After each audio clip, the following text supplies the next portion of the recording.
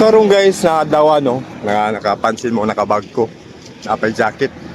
Karong magun mga dawa guys, mo ato mig Davao. Wow. First time na ako sa Davao. Pero sa Davao, di magina ko lang is first time, pero dito lang sa Mati. Katong minaging tuig ha. So karon kay at tubagan sa sentro no. Wa pa ko idea sana sa sentro pa sa baka pangkunoy unsay Davao. Ay first timers medyo matagaw ta diyan no, pero so karon guys naghuhat-huhat ko kan atong driver si Sir Vic. Ako diri karon na ako diri sa balay sa among busing no. Tapos ang among isa ka tuyo dito sundo na mga among isa ka busing. Tuwa naman siya nito, naguna naman ang amo. Ino sa atong driver niya na ubang kita og madung kay murag okay naman ka. Ako wa magduha kay medyo okay naman ko. Tapos isa pa, first time gani ko sa Davao. Gusto gina ko makita ang Davao gino kay dapat sa una.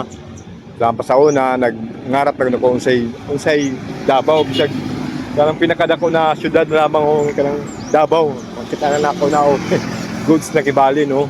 So karon maghulat-hulat ako sa akong among driver ang Sir Vic.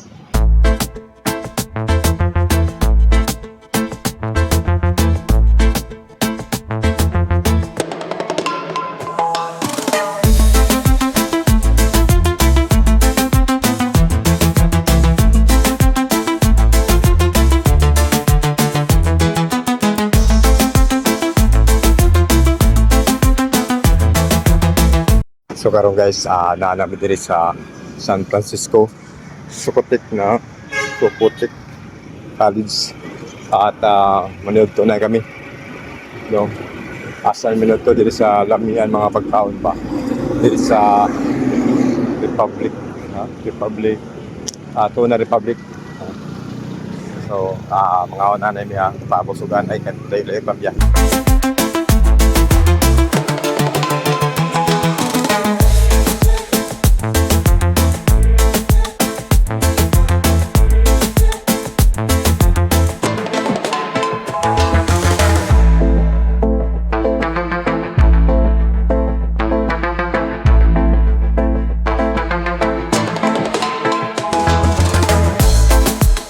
So ayun guys, tapos namin kumain na karon mambiyahe nami. Sab no kay murag na pay iska oras tunga o 2 ka oras tunga ang biyahe. Marto maginayin na ng biyahe. Driver umiani.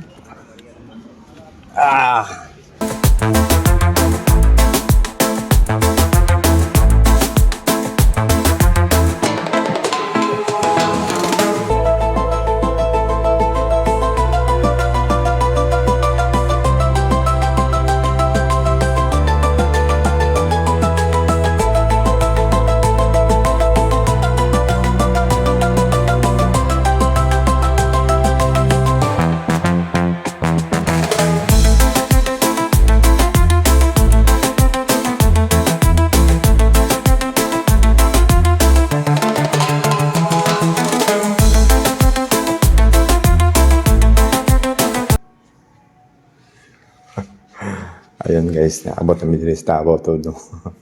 Karon nag-check-in mi sa hotel no.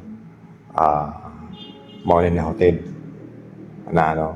Tapos gi kami nga audit kay na native sinabawan na native tapos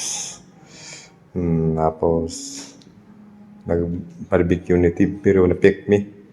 Mao nang di ko i-promote ang ilang kananan kay na-pick me sa native tapos ang barbecue dili native 45 days mo nang din ako to i-promote ang ilang barbecue o native barbecue pangit na nila mao na native ang among order tapos sa midong dili pero ang sinabawan i-order ni amo namo o kinunot native na tinuod so pag-abot na ako diri kay nagain na guys pag-abot sa Davao natago ko dito no. Tago ko sa asabot hawag ba ni makuray sa diri buwang ko pag hawag bagan Davao no. Proud din ako nakaabot ko sa Davao isa pa kaya kuan baka nang ayos kayo astig kayo Duterte ka dyan yung mga Duterte, bilibid ako. Bisag asa na kami nabot ng mga syudad. Tinira na bilibangan ako na syudad. Hinlo kayo. Hinlo. Tapos, daghan kanyang mamuyo diri. Yung mga klase-klase na tao katungod kay nindot ang pagdumala sa mga Duterte diri. So, ginabalik-balik ka sa among amoy na lugar na diri gid siya nagpahit og mga pisa, mga unsa na ka lamang katungod kay nindot kayo ang pagdala o paghandagan diri sa Davao. So marto guys, mag-update ako og mapon na ako diri karon sa kami diri sa hotel nagpa-relax para og mapon makalakaw na pud mi kung sa angay nakawon. So karon mag relax na ko o good night sa tanan. Tomorrow, see you tomorrow.